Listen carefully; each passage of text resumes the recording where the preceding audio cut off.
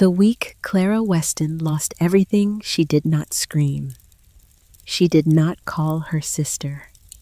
She did not open the bottle of wine sitting on the counter. She did not do any of the things people do when their lives come apart at the seams.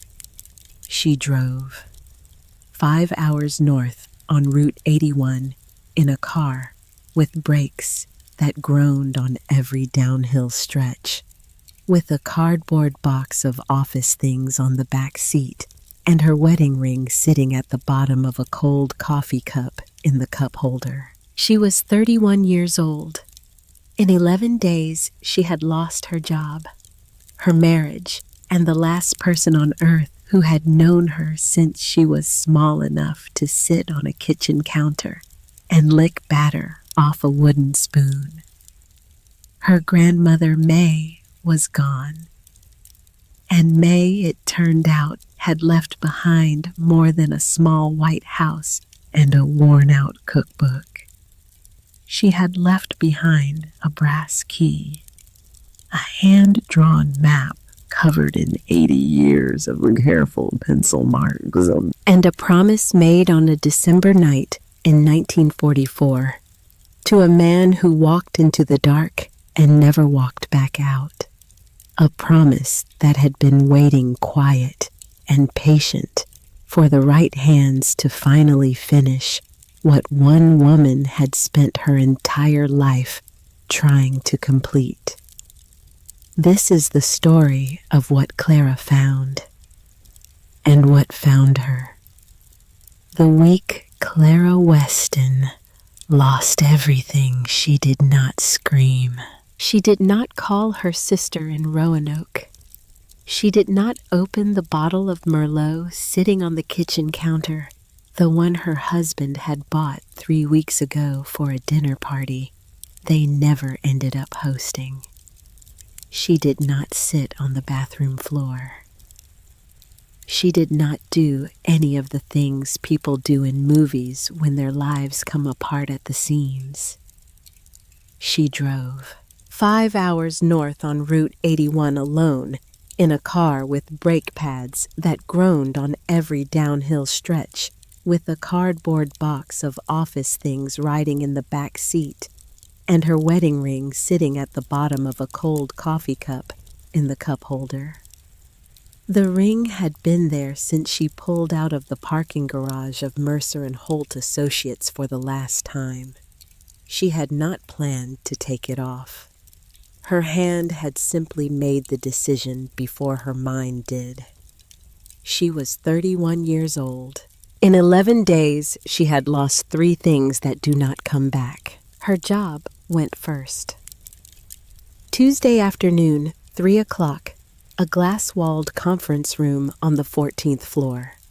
The senior partner had the decency to look uncomfortable. The HR director did not. Clara had built 6 years inside that firm, starting as a paralegal and working her way into a junior associate position that had cost her more late nights than she could count. She had been good at it.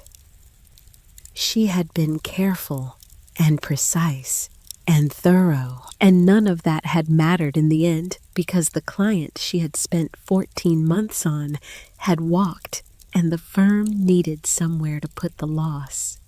And she was the newest name on the door. She carried the cardboard box out through the lobby without stopping at anyone's desk to say goodbye. The elevator ride down 14 floors was the longest 30 seconds of her life. 4 days after that, her husband sat across from her at the kitchen table and told her he had been seeing someone else for 10 months. He said it the way people say things they have been rehearsing for a long time.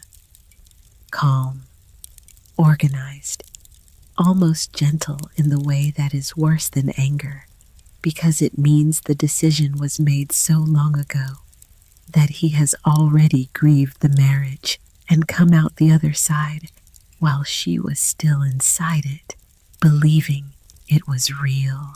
He was gone by the weekend. She did not ask him to stay.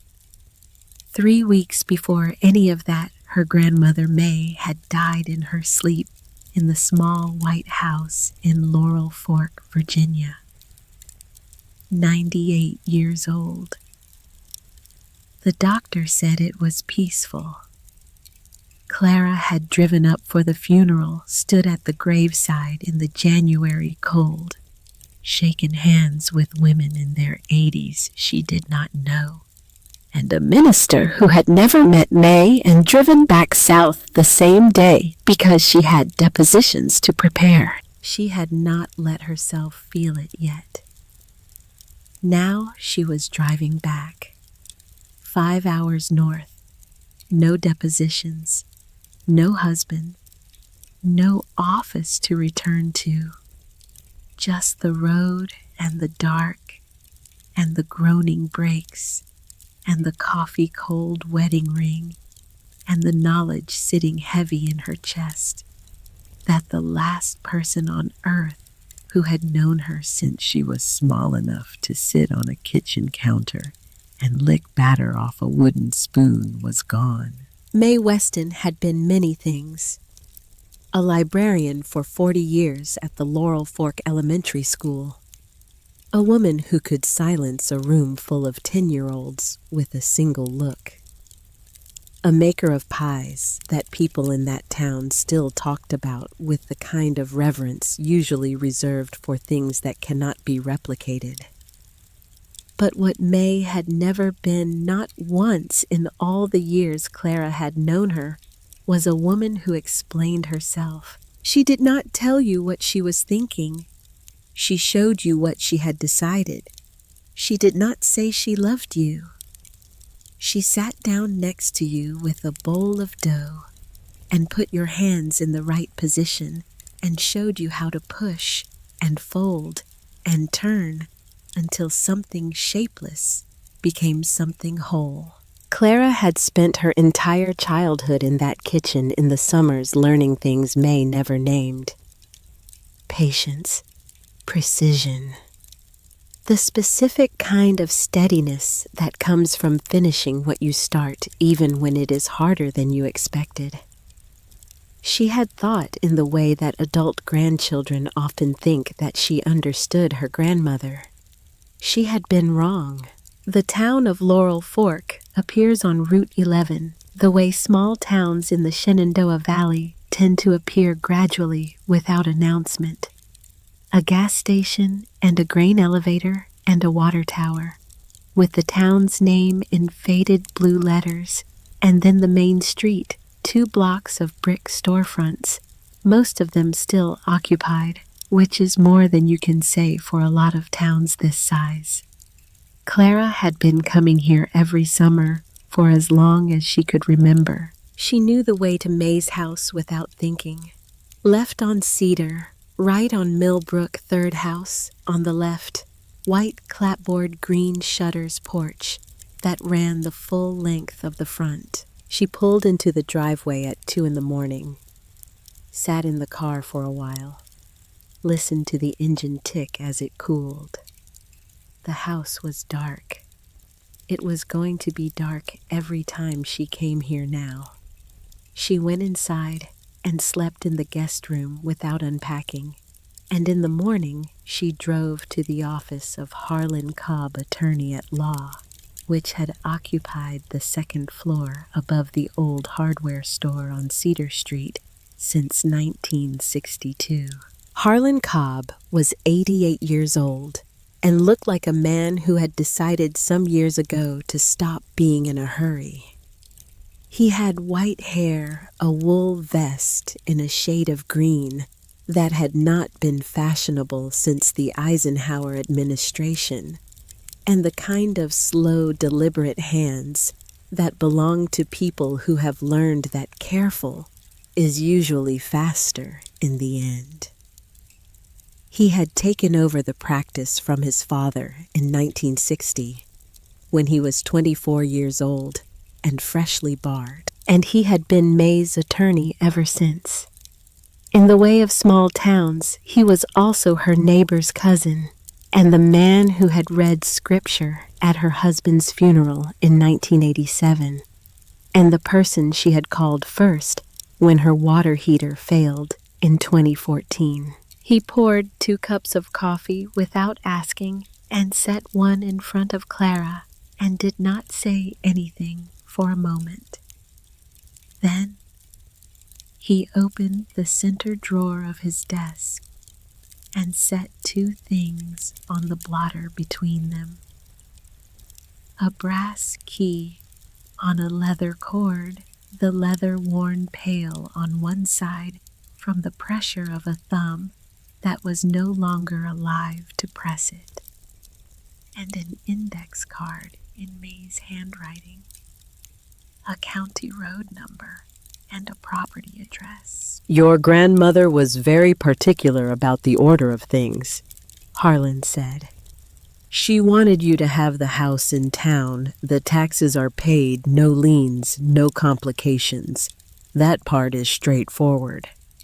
He paused in the way of a man measuring words before he spends them. But she also left you this. She asked me to tell you that the property at that address has been in your name since the morning she passed. 130 acres of farmhouse and what remains of a barn. Clara looked at the key. She looked at the index card. She did not pick up either one yet. I didn't know she owned land, Clara said. Very few people did, Harlan said.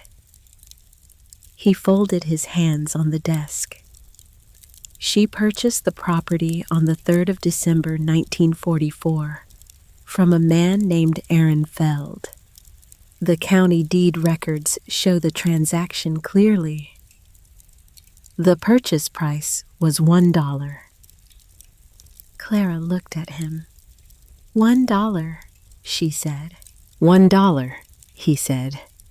She paid the property taxes every January for 75 years. The amount varied over the decades' inflation reassessment, but in the early years it was $6.20 per year. The final payment was made the 2nd week of November, 3 weeks before she passed. Clara picked up the key. It was heavier than it looked. Old brass, hand-cut, the kind of key that belonged to a lock made before the war. Before either war, possibly. There's one more thing, Harlan said. He looked at her carefully over his glasses rather than through them. A company called Oak Ridge Development has been making offers on that parcel for the past 15 years. Your grandmother refused them every time. Their most recent offer came to my office 8 days ago. He slid a single sheet of paper across the desk. Clara read the number at the bottom. $480,000. Her rent was 6 weeks overdue. Her credit card was within $200 of its limit. She had $1,100 in her checking account and a car that needed brake pads she had been postponing for 3 months. $480,000 was not a number. It was an exit, a complete and total exit from every single problem she was currently standing inside. She set the paper down. She picked up the index card. I want to see it, she said. Harlan nodded once. He did not look surprised. He looked, she would think later, like a man watching something arrive that he had been expecting for a long time. The drive east on the county road took 20 minutes. The road narrowed after the first mile from 2 lanes to something closer to 1.5. The kind of road that requires you to slow down and think about where the other car is going to go if one comes the other direction. In January, the fields on both sides were the color of old straw flat and wide the Blue Ridge sitting low and gray in the distance. She almost missed the gate. It was set back from the road, a cattle gate of iron pipe standing open, the kind of open that suggests it has been standing that way for a long time. A mailbox beside it, the flag broken off years ago, the number painted on the side in May's careful hand. Clara pulled through and drove the length of the lane. The farmhouse appeared at the end of it, the way certain things appear when you are not prepared all at once, without mercy. It was large, or had been. 2 stories, white clapboard like May's house in town, a wraparound porch that sagged at the southwest corner where the posts had begun to give. 2 windows on the upper floor were boarded. The paint had gone from white to gray to something closer to the color of the winter sky. The barn behind it had collapsed into its own foundation, a low heap of timber and rusted tin.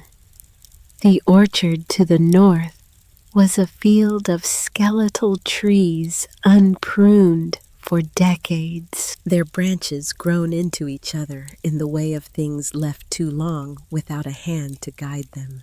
But the porch steps had been repaired recently. New wood unstained raw against the weathered gray of the old boards. And the foundation plantings had been cleared of dead growth, the beds edged with a spade, the mulch fresh. Someone had been here. Not long ago. Someone had been maintaining this place.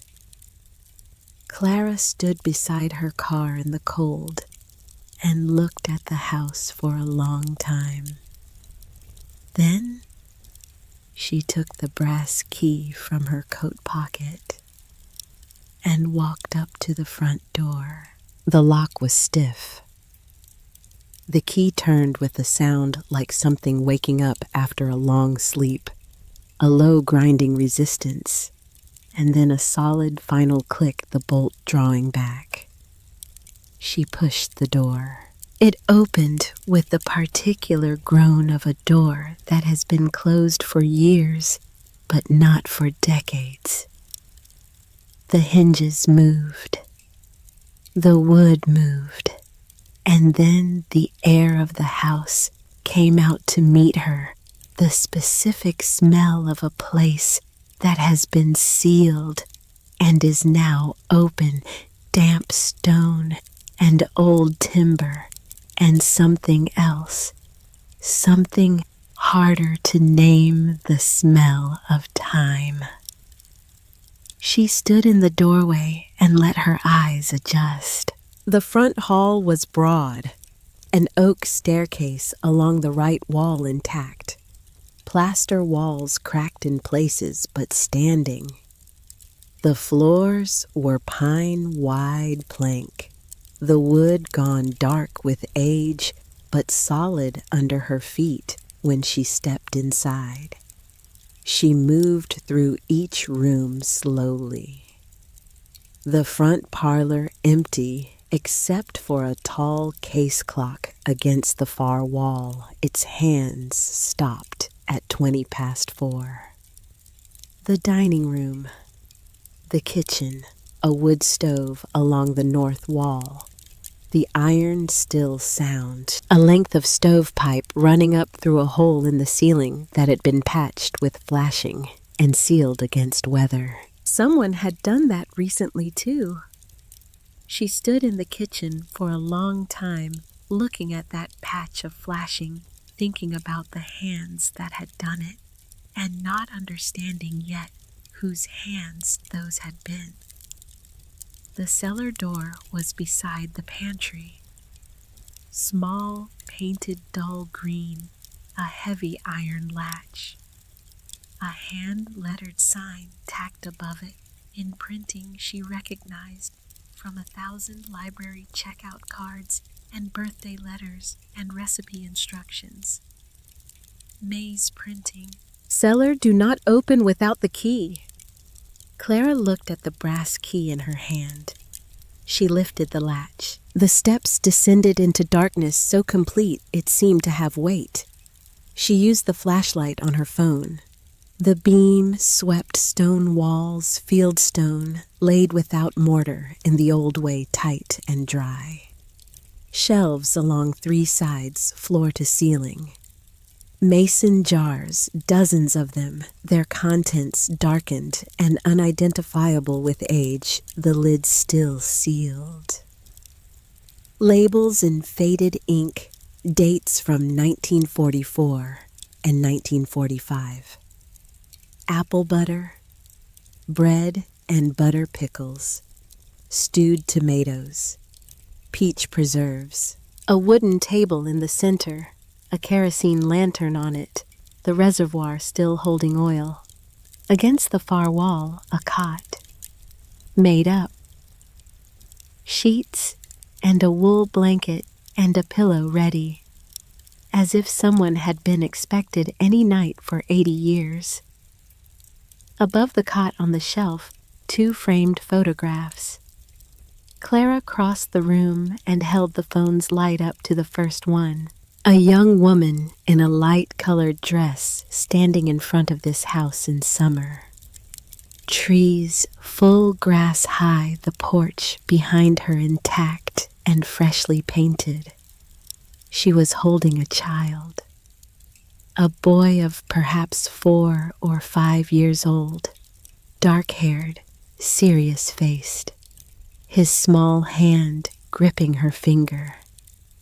The woman's face was familiar in the way of very old photographs of people you knew late in their lives, the structure underneath the bones, the particular way of holding the head.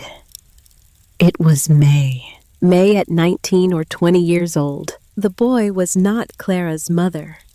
The boy was not anyone Clara had ever seen. The second photograph was a formal portrait.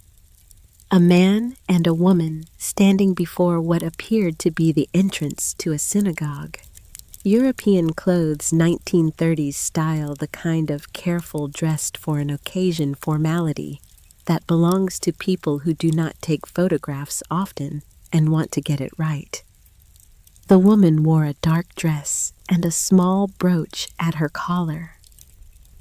The man stood very straight. They were young. They were looking at the camera with the serious, clear-eyed expression of people who believe they are building something that will last. Clara turned the frame over. On the backing in pencil, in May's handwriting, Aaron Feld, Esther Feld, married Krakow, 1936. She set the frame down carefully.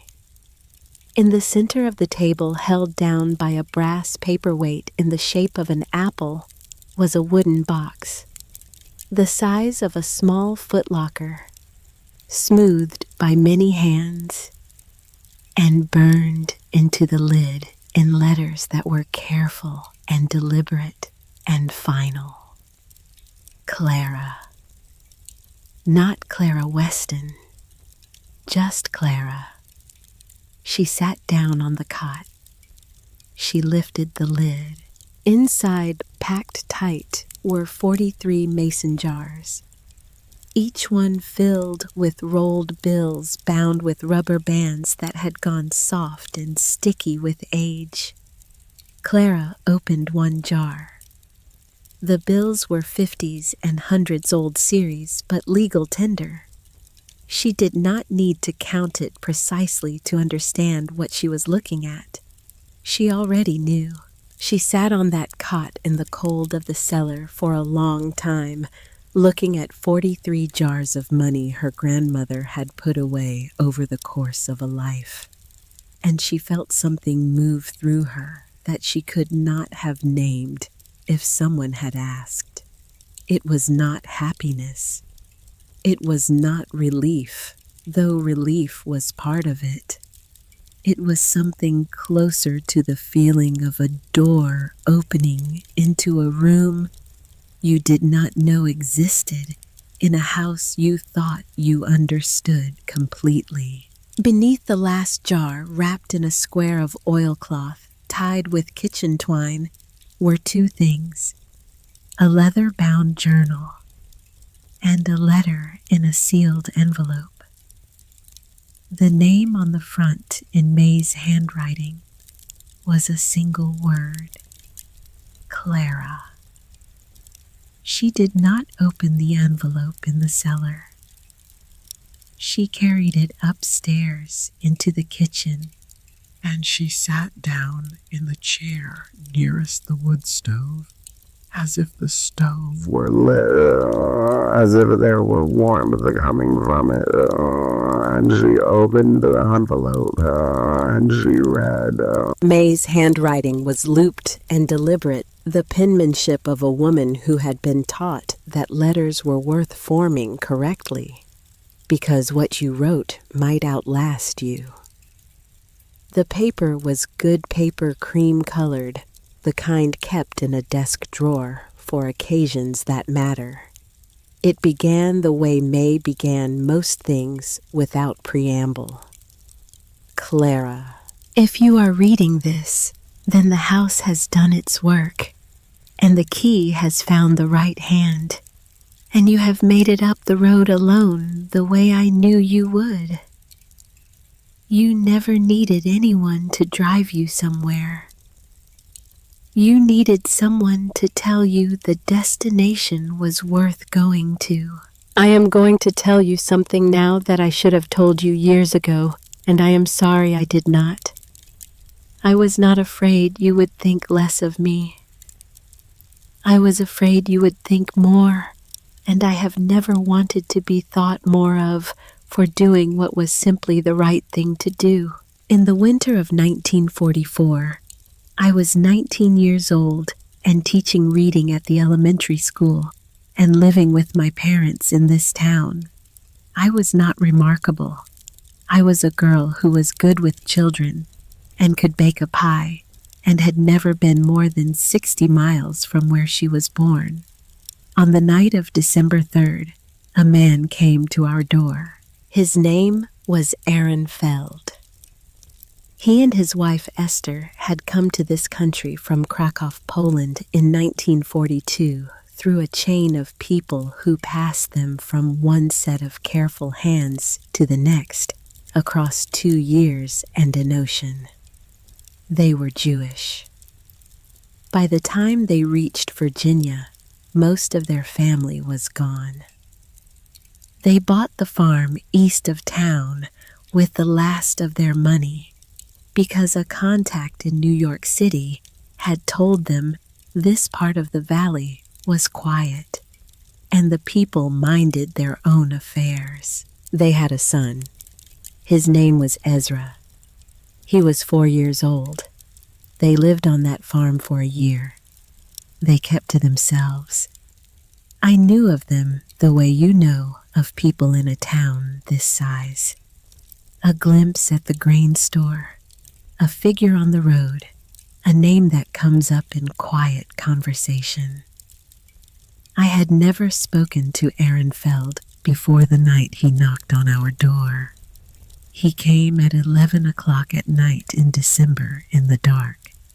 He brought 3 things. The first was a leather satchel containing every document they owned. Their immigration papers, the deed to the farm, Ezra's birth record, a record of their marriage, and letters from 3 family members who had survived and were living in New York and Philadelphia. The second was the wedding portrait you found in the cellar.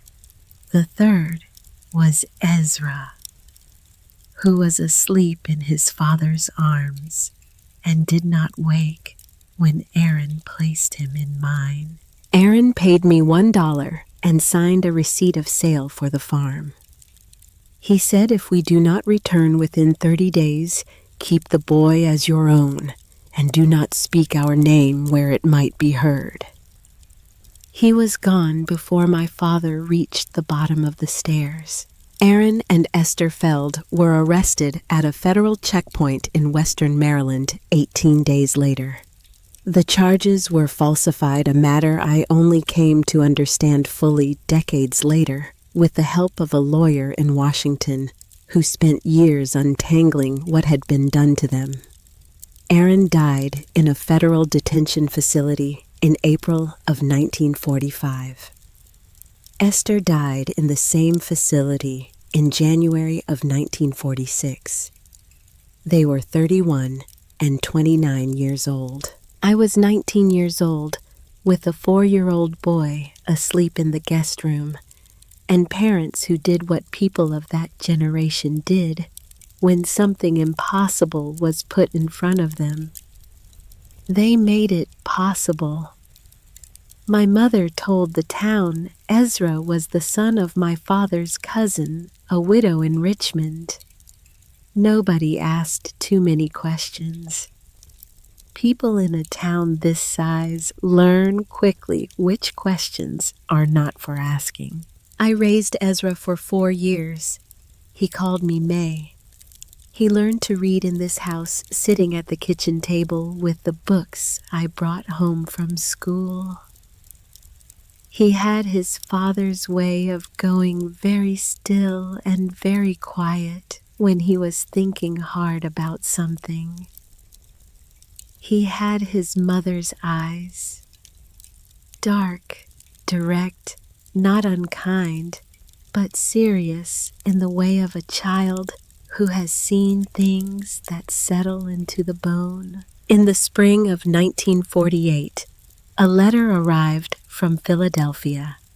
Esther's brother, who had survived by coming to this country before the war, had located another survivor, Esther's youngest sister, who had been in a camp in Germany and was now living in Philadelphia with a cousin's family. They wanted Ezra. They were the only blood he had left in this country. I had no legal right to keep him. I had never had legal right to him. Aaron had given me the farm, not the boy. The farm I could hold in trust. The boy I could only love. I put him on a bus to Philadelphia on the 14th of April, 1948. He was 8 years old. He wore the good coat I had bought him at the start of winter and carried a satchel with his books and a stuffed bear he had slept with since he was 4. He sat in the window seat. He pressed his hand flat against the glass when the bus pulled out. I held Aaron's wedding portrait on the walk home and did not eat for a week. Clara sat with the letter in her hands. Outside, the January light had gone thin and gray and was beginning to fail. The kitchen held its cold around her like water. She turned back to the letter. I have been looking for Ezra Feld for 75 years. I am not ashamed of that number. I am only sorry that I ran out of time before I found him. In the cellar on the wall beside the cot, you will find a map. I drew it over many years. Every mark is a place I searched. Every mark is a failure. But the last mark, the address I added 3 weeks ago, that one I believe. A man I hired in Washington tracked a record to Tel Aviv. A man of the right age, the right origin, the right name, with the right variation. I believe it is him. I have no more time to know for certain. The farm has been yours since the morning I died, in your name, held in trust by Harlan Cobb. Do not sell it to the men who have been asking. They have been asking for 15 years, and the answer has always been no, and the answer should continue to be no. Not because the land is worth more than they are offering, but because the land is not mine to sell. It belongs to the boy whose father bought it with everything he had. Find him, Clara. Give him his father's house. That is all I am asking. Finish what I ran out of time to finish. You were always the one I trusted with hard things. You know how to be quiet and steady and keep going when the ground shifts. That is not a small thing. Most people never learn it.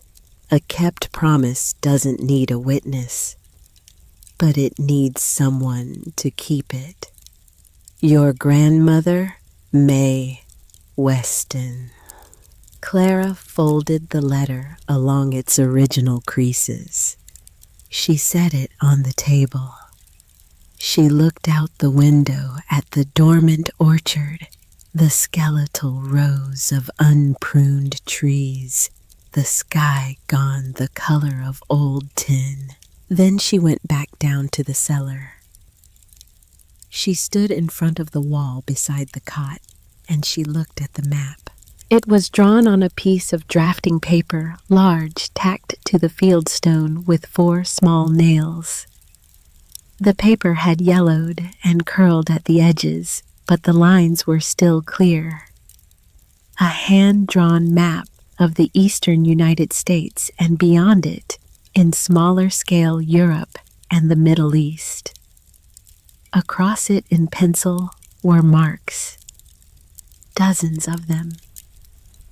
Each one circled, each one annotated in the small, careful letters of a woman who had spent 40 years at a reference desk teaching other people how to track down what they were looking for. Philadelphia, 1948. Rochester, 1952. New York City, 1955. 1961. 1967. Chicago, 1963. Boston, 1970. And then, after a gap, the marks began appearing in Israel. Tel Aviv, 1978. Haifa, 1982. Jerusalem, 1985. And more. More years, more cities, more small, careful circles, each one a journey. May had taken alone, a search that had come up empty, a mark made not in defeat, but in record, because a librarian does not stop cataloging simply because the thing she is looking for has not yet been found. The last mark was different from the others. It was not a circle. It was a single X drawn in blue ink rather than pencil. Recent ink, not yellowed, not faded. Fresh. Beside it, in May's handwriting, Tel Aviv, November 2023. I believe this is him. I have no more time. Clara stood in the cold of that cellar with her flashlight and her grandmother's letter in her coat pocket and the map in front of her, and she understood something that had no clean way to be said. May Weston had spent 75 years doing something enormous in absolute silence. She had maintained a farm, paid its taxes, searched a continent, and kept a promise to a man who had walked into the dark in December 1944 and not come back.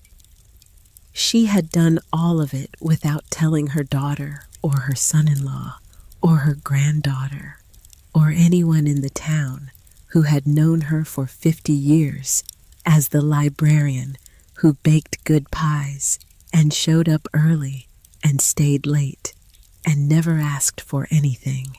She had done it because Aaron Feld had put a sleeping child in her arms on a winter night and trusted her to do the right thing. And she had. For 75 years alone, without witness, she had. Clara looked at the X on the map for a long time. Then she took out her phone and called Harlan Cobb. "I read it," she said. "I know," he said. "Tell me about the development company," she said. "Everything you know." There was a pause on the other end of the line. She could hear him shifting in his chair, the old wood of it creaking. "Tomorrow morning," he said. "Come to the office at 8. There is a second matter your grandmother wanted addressed, and I think you need to hear it in person." Clara looked at the map on the wall, at the fresh blue X in the corner, the last mark May ever made, the final entry in a 75-year catalog of looking. "I'll be there at 7:30, she said. She turned off her flashlight. She stood in the dark of the cellar for just a moment, in the absolute silence of a room that had been waiting 80 years for the right person to come back to it. Then she climbed the stairs, closed the cellar door, and walked out of the farmhouse into the cold January dark.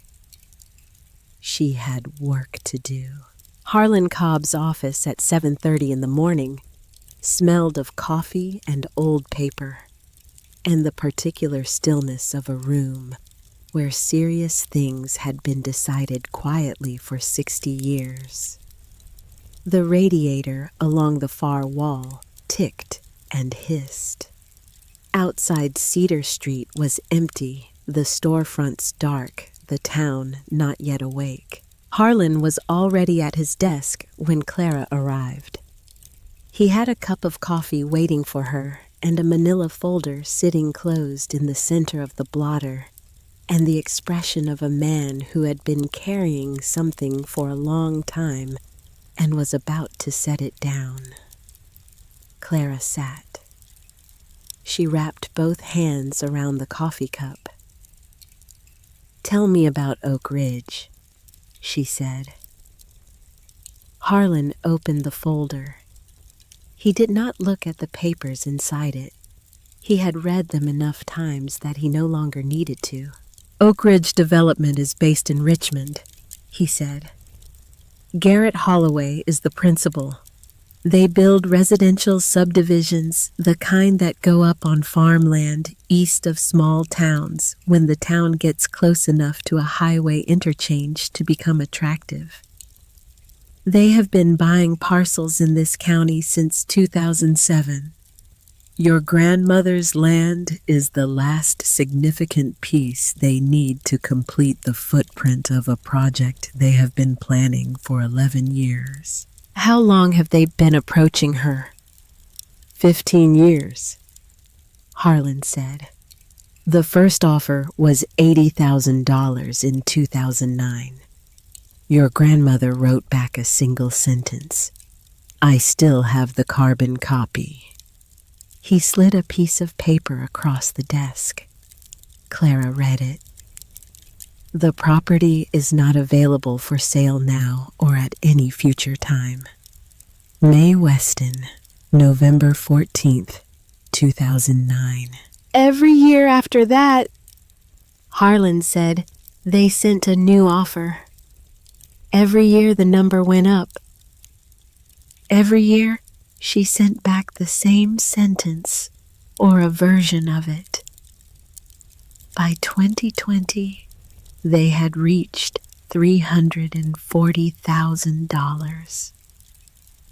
The offer you saw yesterday, 480,000, arrived 8 days ago. Clara set the paper down.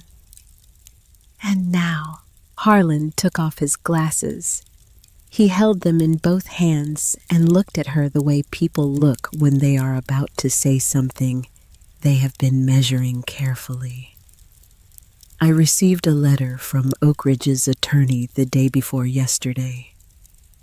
If the estate does not respond to the offer within 30 days, they intend to file a petition in county court challenging the legal description of the property boundary. They are claiming a surveying discrepancy that would, if the court agreed, shift approximately 13 acres of your parcel into a disputed status. Clara was quiet for a moment. "Is there a discrepancy?" she said. "Their surveyor says yes," Harlan said. "Our survey, the one on file with the county since 1943, says no." Clara looked at the folder. "Can I take that with me?" "That is why I had it out," Harlan said. She took the folder. She stood. She picked up the coffee cup and drank the last of it. "You said there was a second matter," she said. "Something May wanted addressed." Harlan folded his hands on the desk.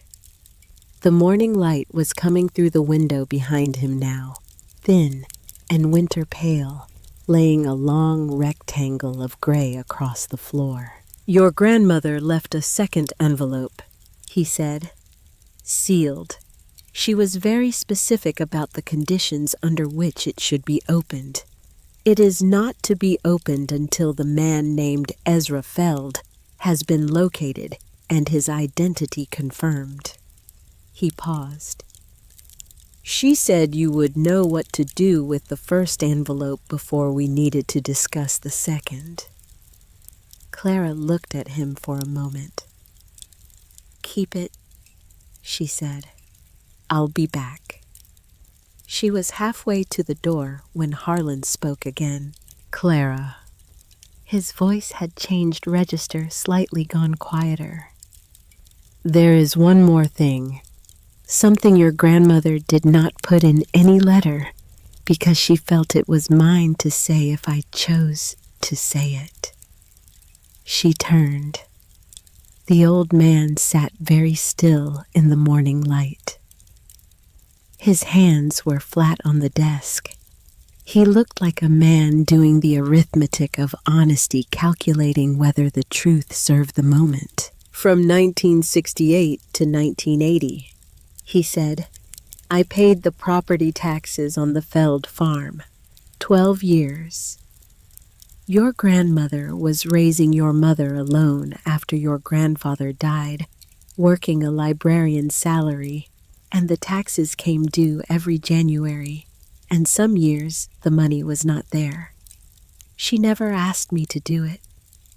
I simply did it. We never discussed it. I left a receipt in her mailbox every February." He stopped. "She began repaying me in 1981. The last payment came in 1988. Every cent, with interest, she calculated herself, which I did not ask for." Clara stood in the doorway and looked at him. "Did she ever say anything about it?" she said. "Either of you?" "Once," Harlan said. "In 1989, she stopped me on the street and she said, 'We're Square Harlan.' And I said, 'We always were.' And that was the end of it." Clara nodded slowly. Something moved across her face that was not quite a smile and not quite grief, and was perhaps something that sits between them in the place where you put things that are too large for a single feeling. "Thank you for telling me," she said. She went out into the cold morning with the folder under her arm. She spent the rest of that day and most of the next two at the kitchen table in May's house in town, with the Oak Ridge survey documents and the county's historical survey records spread out in front of her. She had spent 6 years as a litigation attorney. She had not spent those years on property law, but property law was law, and law was a language she had learned to read carefully. And she read it now with the same thoroughness she had applied to 14-month depositions and 3-inch contract addendums. On the third morning, she found it. The Oak Ridge survey, the one their attorney had submitted as the basis for the boundary challenge, used a benchmark reference point at the northeast corner of the parcel. A concrete marker set in 1987 as part of a county road improvement project. Their surveyor had used that marker as his starting point and measured from there. The problem was the 1943 survey, the original survey filed with the deed when Aaron Feld purchased the property, used a different benchmark. An iron pin set in bedrock at the southeast corner of the parcel, placed by the original surveyor in 1941, which was still in the ground, still findable, and which produced measurements that contradicted Oak Ridge's numbers by exactly 13.4 feet along the northern boundary. Both surveys were technically valid. Both used legitimate reference points, but the 1943 survey was the one attached to the deed of record.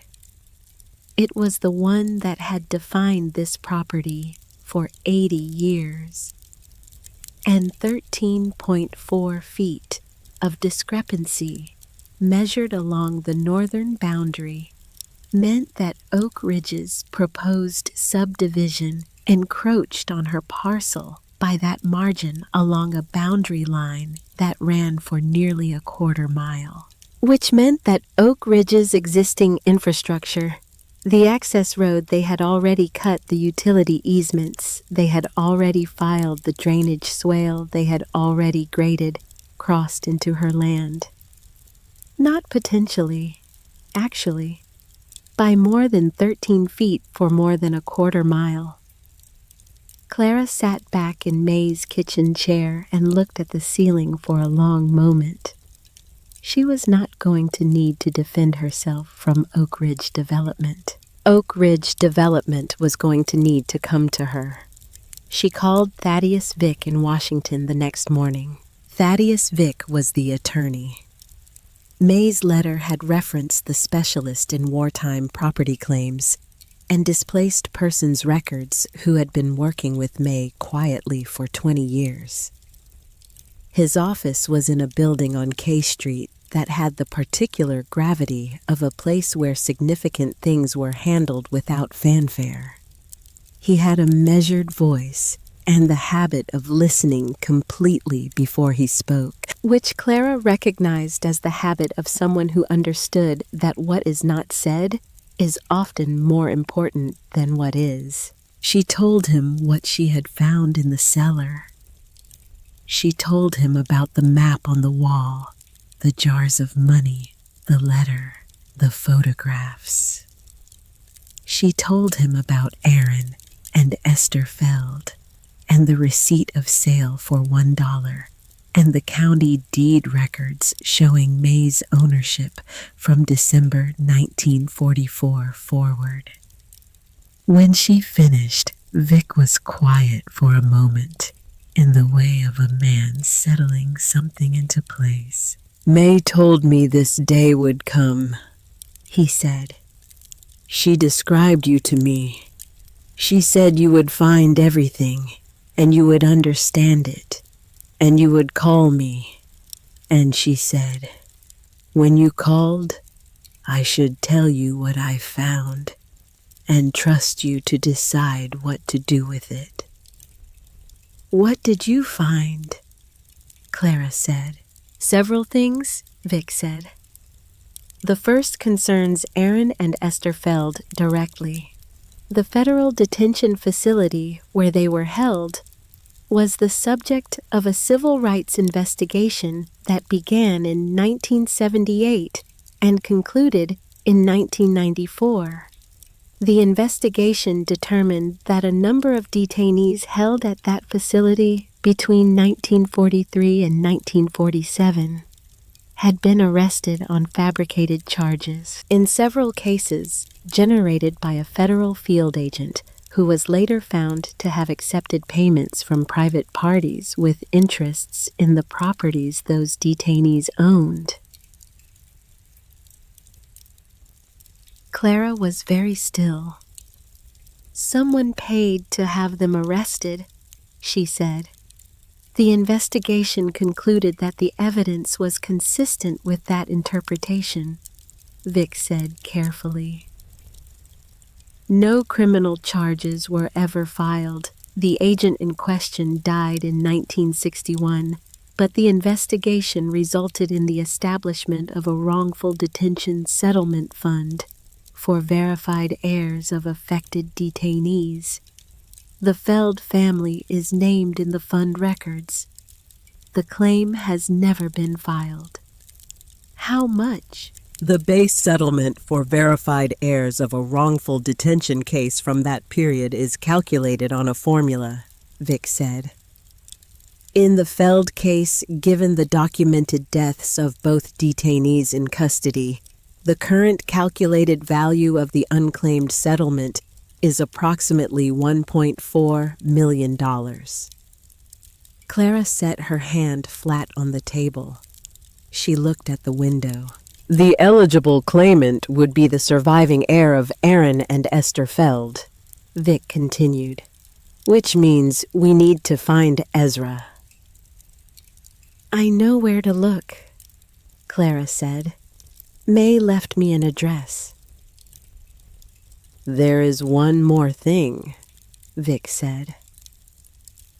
And this one took me the longest to piece together.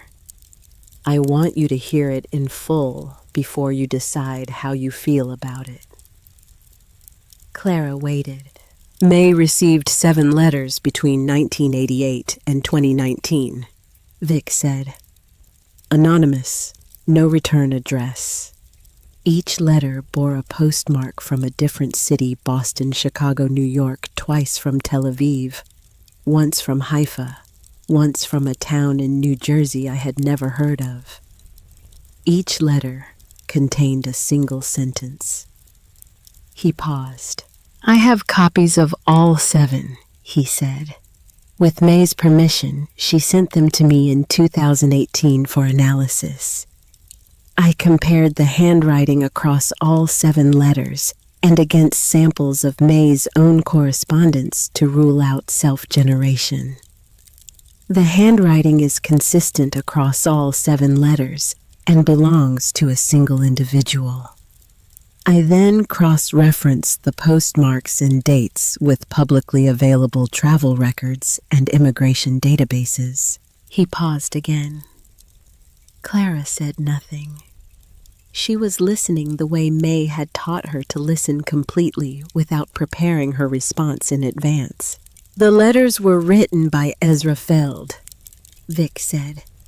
He has known May was looking for him since at least 1983, when he made his own attempt to locate her through the Red Cross, and the search was logged in their records.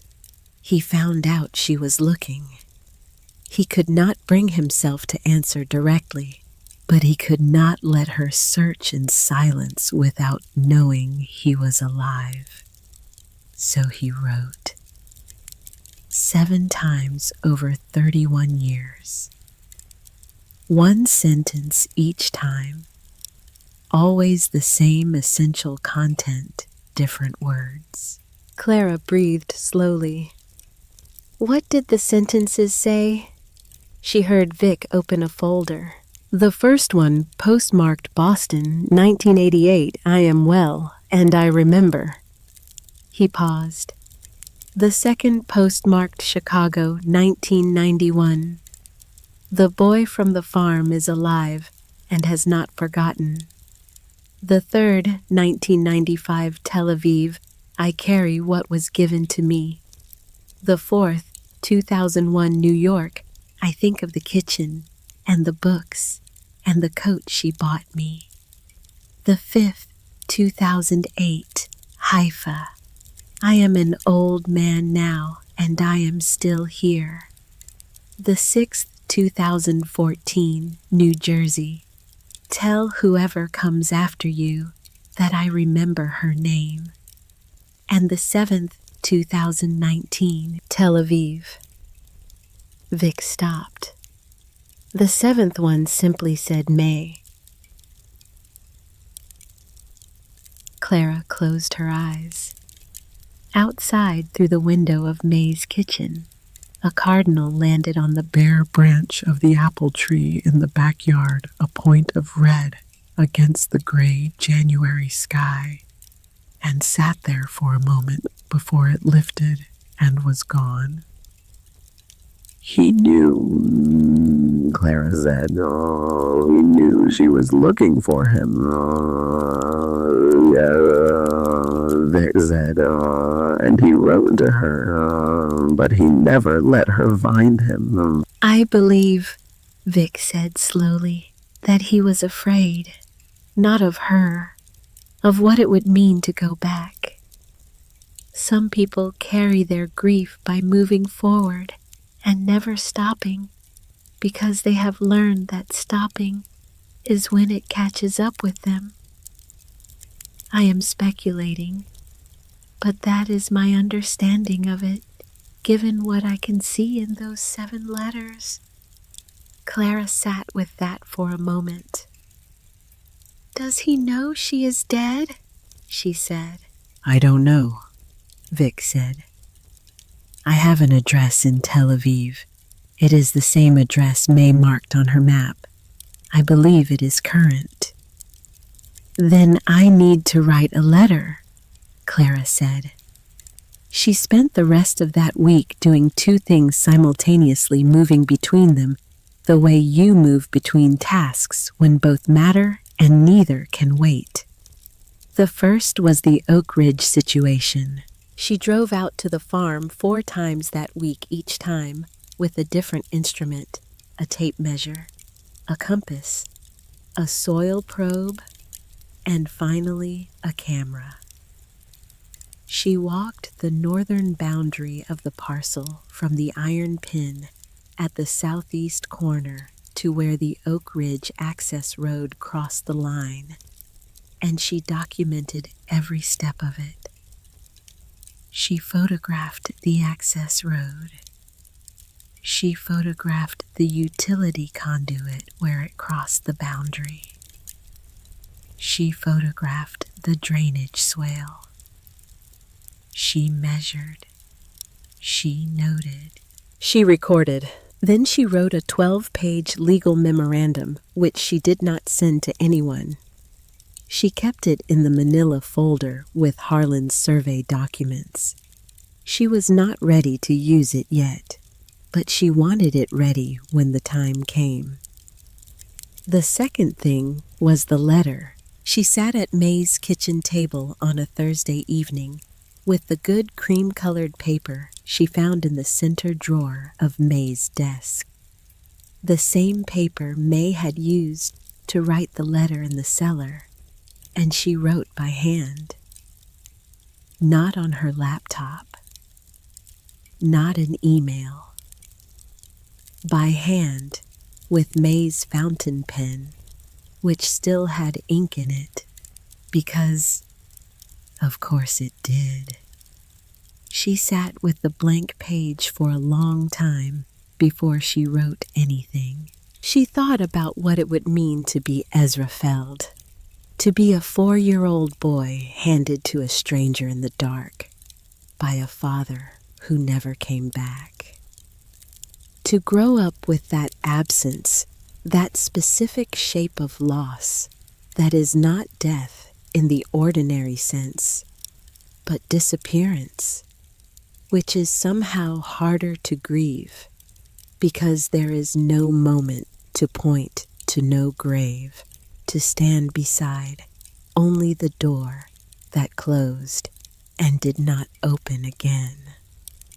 To live a whole life, marry perhaps, have children, perhaps, build something, and all the while to carry in the back of everything the memory of a kitchen where a woman taught you to read, and a coat she bought you for winter, and a hand pressed flat against a bus window, to find out in 1983 that she had been looking for you, to be so frightened of what going back would cost that you could not go back, but to be so unwilling to let her search in total silence that you wrote 7 letters in 31 years, each one just long enough to say, "I am here. I have not forgotten you. I have not stopped being the boy you knew." And then some years after the last letter, to stop hearing anything at all. Clara picked up the pen. She wrote, "My name is Clara Weston. I am May Weston's granddaughter. May passed away on the 14th of November, 2023. She was 98 years old. I am writing to you by hand on the paper she kept in her desk, with the pen she kept in the center drawer, because that is how she did things that mattered, and this matters. I have been to the farm. I found the cellar. I read her letter. I stood in front of the map on the wall, and I looked at 75 years of searching marked in pencil on a piece of paper. And I looked at the last mark she made, which was in blue ink and which had your address beside it. I know about the 7 letters. I know you have been carrying something for a very long time. My grandmother kept your father's house. For 75 years, she paid the taxes and maintained the land and kept the key and looked for you without stopping. She did not tell anyone. She did not ask for anything. She simply kept the promise she made to a man who trusted her with the most important thing he had. The house is still standing. The land is still there. It is yours. It has always been yours. And I am here to give it back to you, if you will let me. I will wait as long as it takes. Clara Weston, Laurel Fork, Virginia. She folded the letter. She addressed the envelope to the Tel Aviv address in May's careful hand. She walked to the post office on Cedar Street in the cold, and she put it in the mail. And then she waited. The waiting was not passive. She was not a woman who waited passively. She spent the weeks that followed doing what needed to be done. Moving through the list of hard, practical things the way May had always moved through hard, practical things, one at a time, steadily, without drama. She drove out to the farm every other day. The porch needed 2 new support posts at the southwest corner, where the wood had rotted through at the base. She found a lumber yard 12 miles east that still cut timber to specification, and she bought what she needed, and she spent a Saturday afternoon on her knees in the cold with a post digger and a level working until the corner was plumb.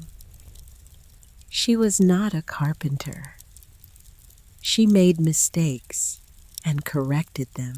The posts were not beautiful when she was finished, but they were solid, and solid was what the porch needed. Whitfield Dunmore appeared on the 3rd Saturday. She heard the truck before she saw it, a diesel pickup, old, the kind that has been maintained rather than replaced, coming up the farm lane with the unhurried confidence of a vehicle that knows where it is going. It stopped beside her car. A man got out. 71 years old, heavy-set, with the kind of weathered face that comes from a lifetime spent outdoors in a place with 4 real seasons. He stood beside his truck and looked at the repaired porch corner and then looked at Clara. "Whit Dunmore," he said. "I've got the hardware store on Cedar." "I know who you are," Clara said. "May mentioned you." "May mentioned everybody," Whit said. He looked at the porch again, at the new posts, the fresh wood against the weathered gray of the old boards. "She came in every spring for 50 years. Same list every time. I've got it memorized." He reached into the bed of the truck and lifted out a cardboard box. He carried it to the foot of the porch steps and set it down. Galvanized wire, linseed oil, penetrating oil, work gloves, stovepipe length, wire brush. Clara looked at the box. "How much?" she said. Whit looked at her for a moment with the expression of a man who has made up his mind about something and is not open to renegotiation. "May ran a tab for 40 years, he said. "Consider this a settlement." He got back in his truck and drove back down the lane. Clara stood on the porch with her hands in her coat pockets and looked at the box for a long moment. Then she picked it up and carried it inside. The weeks became a month. February arrived with sleet that coated the farm lane in ice and made the drive out hazardous, and Clara drove it anyway more carefully in first gear on the worst stretches. She cleaned the iron stove and ran the new stovepipe through the chimney and lit a fire in it for the first time and stood in the kitchen and watched the smoke begin to draw and felt something shift in the house around her, as if it had been waiting for that specific warmth. She called Thaddeus Vick twice a week. He was working through the documentation for the wrongful detention settlement claim, building the evidentiary file that would establish Ezra's identity and lineage if and when Ezra could be found and would consent to file. The work was slow and meticulous, and Vic did it without complaint, because he had promised May he would, and because he was the kind of man who understood that some work matters more than its hourly rate. She called Harlan every few days. He was monitoring the county court docket for any filing by Oak Ridge. Nothing had appeared yet.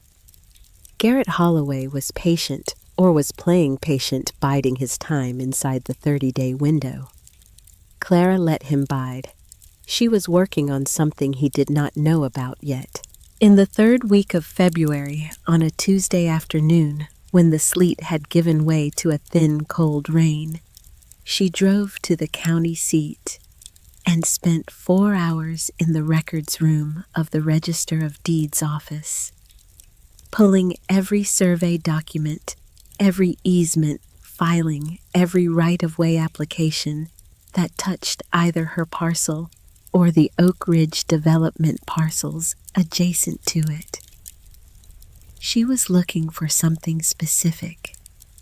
She found it in the 3rd hour in a filing from 2019 buried in the easement applications for the Oak Ridge subdivision's storm drainage infrastructure. Oak Ridge had filed a drainage easement in 2019 that crossed the northern corner of her parcel. They had filed it under the assumption that the boundary was where their surveyor said it was. which meant that the entire easement, the legal document granting them the right to run drainage infrastructure across what they believed was a strip of land outside her property line, was premised on a survey that contradicted the deed of record.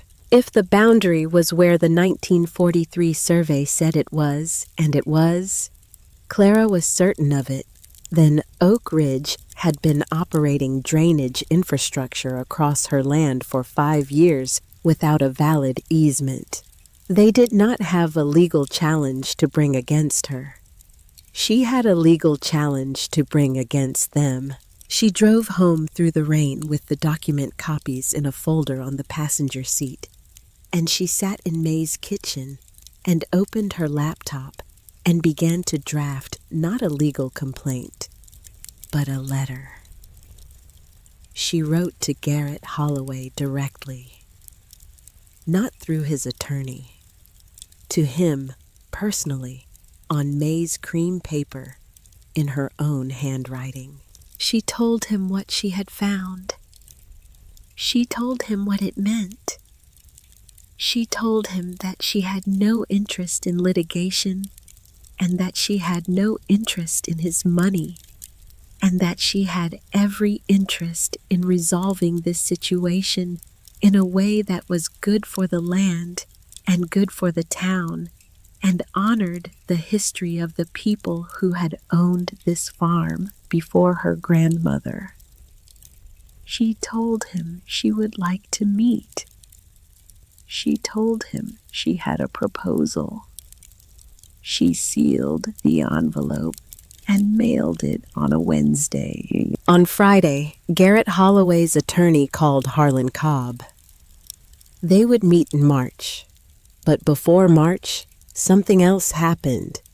Something Clara had been waiting for without knowing exactly how long she would wait, or whether the wait would end the way she hoped. It was a Thursday evening in late February. Clara was at the farm in the kitchen, feeding the stove a length of oak she had split that afternoon from a deadfall in the north orchard. The fire was going well. The kitchen was warm in a way it had not been warm in decades. The old pine floor holding the heat, the plaster walls beginning to give up some of their cold. She had made coffee on the wood stove in the old percolator she found in the pantry, and she was sitting at the kitchen table with Thaddeus Vick's latest update, and her own notes spread out in front of her reading, in the light of the 2 lamps she had wired into the front room circuit. Her phone rang. The number was international, a country code she had to look at twice to read correctly. She answered. There was a pause on the other end. The specific pause of an overseas call, the half-second lag that makes you aware of the distance between where you are and where the other person is. Then a voice, a man's voice, old, careful, accented with something European that had been living inside American English for a very long time without entirely surrendering. Miss Weston, the voice said. Clara set down her pen. Yes, she said. Another pause. She could hear him breathing. She could hear faintly what might have been wind or traffic, or the ambient sound of a city going about its evening. My name, the voice said, is Ezra Feld. Clara did not speak. She waited the way May had taught her completely and without filling the silence with something smaller than what it deserved. I received your letter, he said. I have read it many times. A pause. I want to tell you something. Your grandmother wrote to me after 1989, when she understood that I was the one sending the letters. She began writing back to the post office box. His voice was steady, but had underneath its steadiness the quality of something that had been kept under great pressure for a long time. I received every letter she sent. I kept all of them. I did not answer directly because I did not know how to answer. I was not sure I had the right. You had the right, Clara said. Yes, he said quietly. I understand that now. A pause. She wrote your name in every letter after 1995. She described you to me. She said you were the one she would trust with hard things. Clara closed her eyes. I would like to come, Ezra said, if that is still possible. I would like to see the house. It's possible, Clara said. It's more than possible. I am 83 years old, he said. I have a daughter who will insist on accompanying me, and I have learned that some battles are not worth the effort of fighting. Clara almost smiled. We have a good guest room, she said. There was a long pause on the other end of the line. She heard him breathing. She thought the sound of a man gathering something that had been scattered across 80 years and deciding it was finally safe to carry it back to where it belonged. Then I will come in the spring, Ezra said, when the ground is softer. I'll be here, Clara said. She set the phone down on the kitchen table. She looked at the fire through the iron grate of the stove, the orange light of it moving on the pine floor, on the walls, on the ceiling of a kitchen where a man had once taught himself to read, where a woman had once kept a promise the whole world had missed. Outside in the cold dark of the Virginia night, the North Orchard stood waiting for spring. March came to Laurel Fork the way it always comes to the Shenandoah Valley. Not all at once, but in increments, a degree of warmth added each week, the light shifting its angle by small measures. Until one morning, you walk outside and realize the cold has been retreating for some time without your noticing. The fields east of town were still brown, but the brown had changed quality, gone from the dead brown of January to something with potential in it. The color of ground that is remembering what it knows how to do. Clara was at the farm when the meeting with Garrett Holloway took place. She had chosen the location deliberately. Not Harlan's office. Not a conference room in Richmond. The kitchen of the Feld farm where the wood stove was going and the coffee was on the percolator and the pine floors had been scrubbed back to the color they had been in 1944. Garrett Holloway arrived in a black SUV with his attorney, a man named Presswick, who wore a suit that cost more than Clara's monthly rent had been in her old life. Holloway himself was 62 square-jawed, with the practiced ease of a man who had won enough negotiations to believe that winning was his natural condition. He looked at the farmhouse as he walked up the repaired porch steps with the appraising eyes of someone calculating demolition costs. Clara met them at the door. She brought them into the kitchen. She poured coffee without asking whether they wanted it. She sat across from them at the table where Aaron Feld had once made decisions about the survival of his family, and she opened her folder and she began. She laid out the survey discrepancy first, slowly, clearly, without drama, the way May would have done it, the way a librarian explains something to someone who does not yet understand that they have been looking in the wrong place. She showed Holloway the 1943 survey. She showed him the iron pin at the southeast corner, the measurements, the bearing notations. She showed him his own survey from 2019, the benchmark it used, the measurements that derived from it.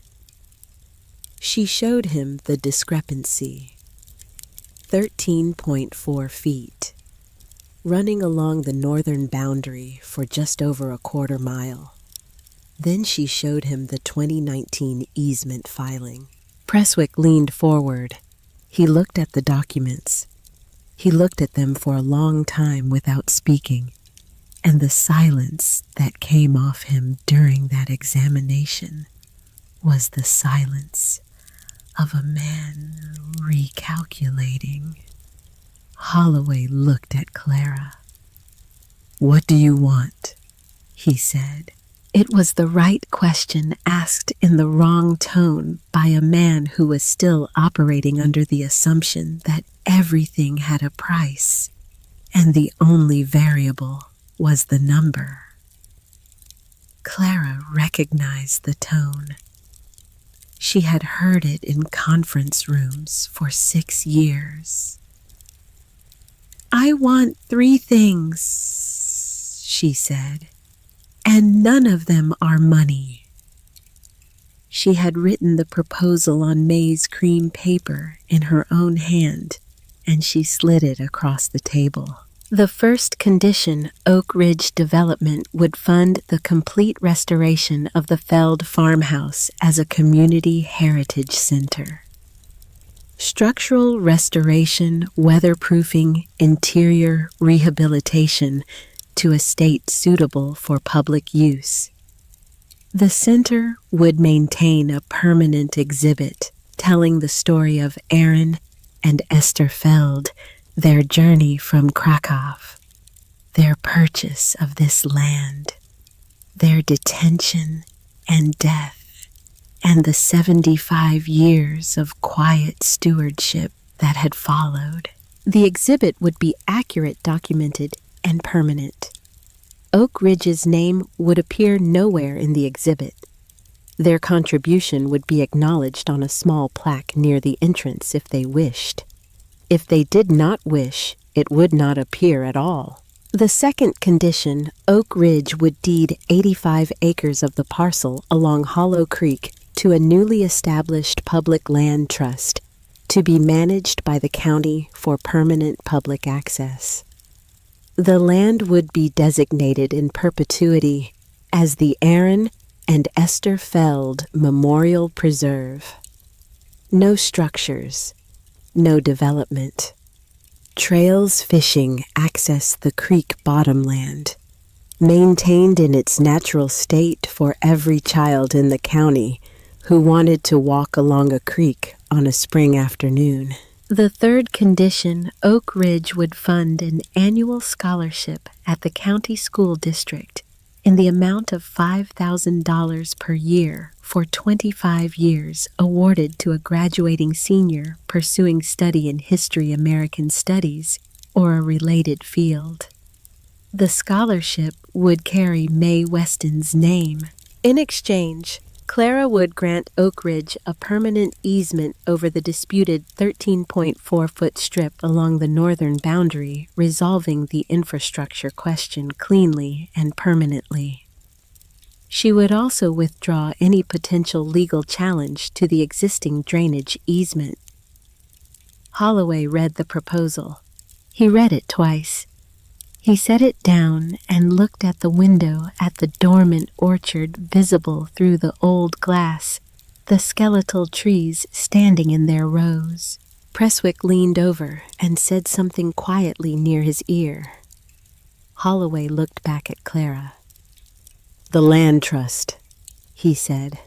"That's 85 acres we're not getting back." "That's correct," Clara said. "And the scholarship, 25 years at $5,000 is $125,000. I can do that arithmetic, Clara said. Holloway looked at her for a long moment. Clara held his gaze the way May had held things, without aggression, without apology, with the simple and complete steadiness of someone who has decided and is done deciding. The restoration, Holloway said. The farmhouse.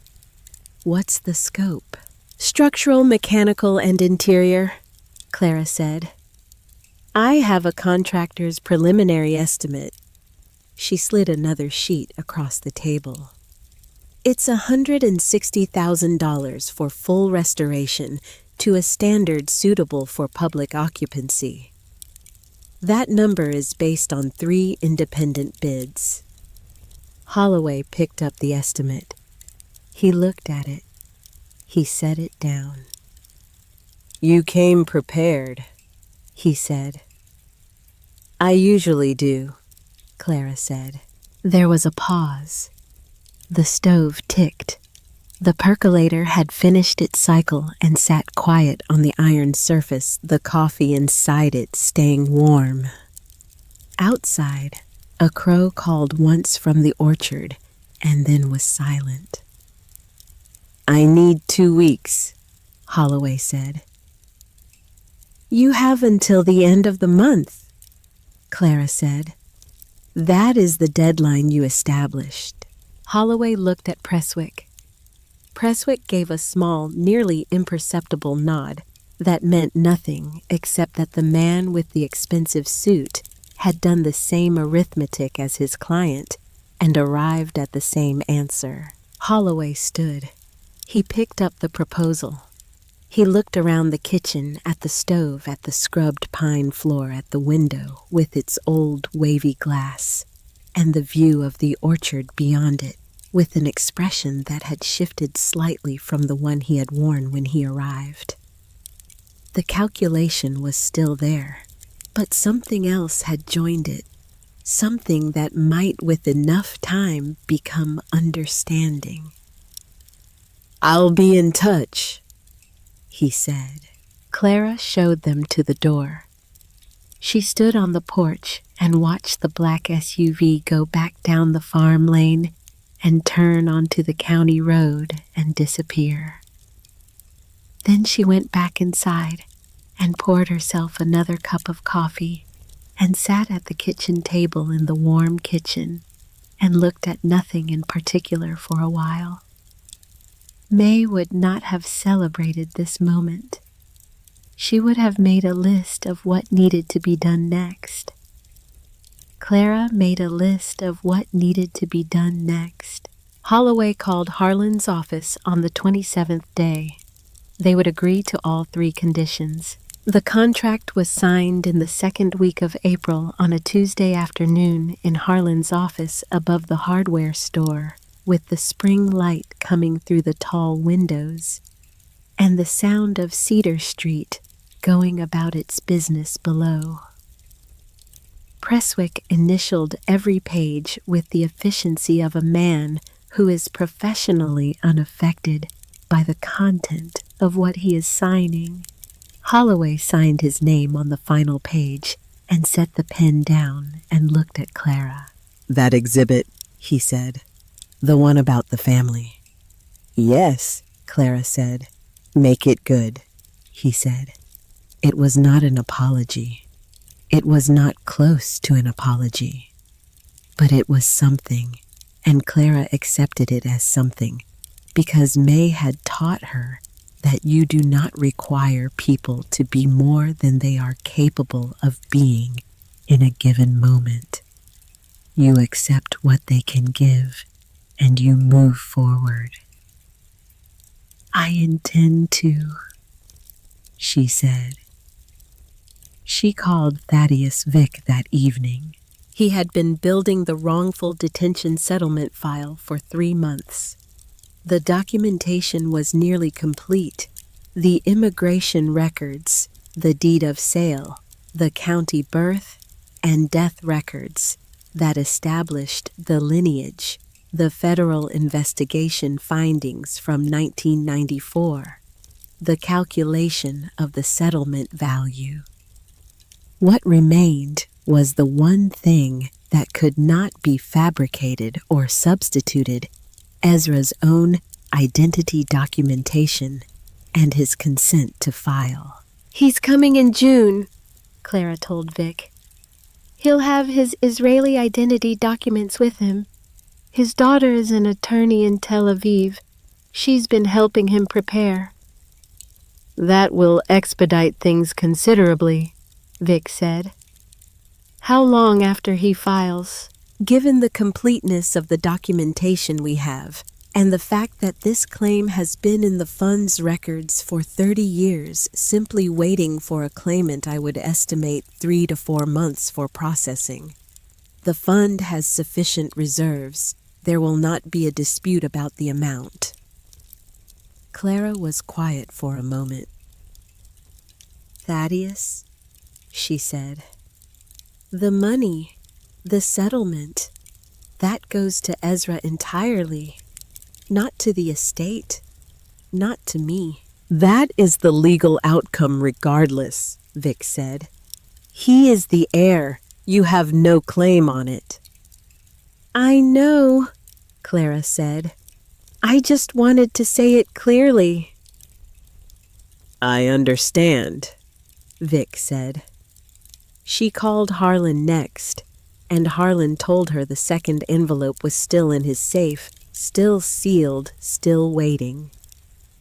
"Soon," Clara said. "He's coming in June." "I'll have it ready," Harlan said, and then after a pause, "Clara, your grandmother would be—" He stopped himself. "I know," Clara said. "She picked right," Harlan said. Clara spent April and May at the farm more than in town. The restoration contractor, a man named Douglas, who had been rehabilitating old farmhouses in the valley for 30 years, and spoke about structural timber with the reverence of a man who understood that good wood outlasts most of the things people build with it, arrived with his crew in the 3rd week of April and began work on the foundation and the porch framing. Clara was there every day. Not supervising Douglas did not need supervision, but present. She learned the house as the work progressed, learned its skeleton the way you learn the skeleton of a living thing when you spend enough time close to it. The main structure was sound, the timber frame as solid as the day it was raised, the fieldstone foundation dry and level. What the house had needed for decades was not repair so much as attention, the specific kind of attention that keeps a thing from losing ground to time. She pruned the orchard herself. It took 3 weeks working mornings before Douglas's crew arrived, moving along the rows with a pruning saw and loppers, removing the dead wood and the crossing branches, and the water sprouts opening the canopy of each tree to light and air. The trees were old, their trunks thick, and bark-furrowed varieties she did not recognize because they predated the catalogs planted by a man in 1943 who had expected to harvest them for the rest of his life. They would fruit again. Not this year, they had been neglected too long for this year, but next year or the year after they would fruit. She was certain of it. Whit Dunmore appeared every Saturday. He never announced himself, and he never asked what needed doing. He simply arrived, looked at what was happening, and found the thing that needed an extra pair of hands. He held the post while she set the concrete. He ran the wire for the Heritage Center's electrical rough-in alongside Henry Caves, a retired electrician from 2 counties over, who had heard about the project through Harlan and driven over one morning to volunteer. He split firewood in the north yard with a maul and a wedge, and the unhurried rhythm of a man who has split a great deal of firewood in his life and has made peace with the pace of it. He never said much. When he did speak, it mattered. One Saturday morning in May, he came with 2 cups of coffee from the diner on Main Street and handed one to Clara and stood beside her on the newly repaired porch, looking out at the orchard and the fields beyond it, at the creek bottomland, where the cottonwoods were leafing out in the pale green of early spring. "My father knew May," he said, "from before my time. He told me once that she was the most honest person he had ever met in his life. Not honest like she never told a lie. Honest like she never pretended a thing was smaller than it was." Clara held her coffee cup in both hands and looked at the cottonwoods. "She wasn't always easy," Clara said. "No," Whit said, "the honest ones never are." They stood there in the morning quiet, drinking their coffee, and that was all that needed to be said. June arrived. The farmhouse was not fully finished. The Heritage Center exhibit installation would take another month. The final interior painting was still underway. The orchard would not fruit for another season, but the house was sound and clean and warm and full of light. The windows reglazed, the floors refinished to their original pine gold, the wood stove drawing cleanly, the porch level and solid on its new posts.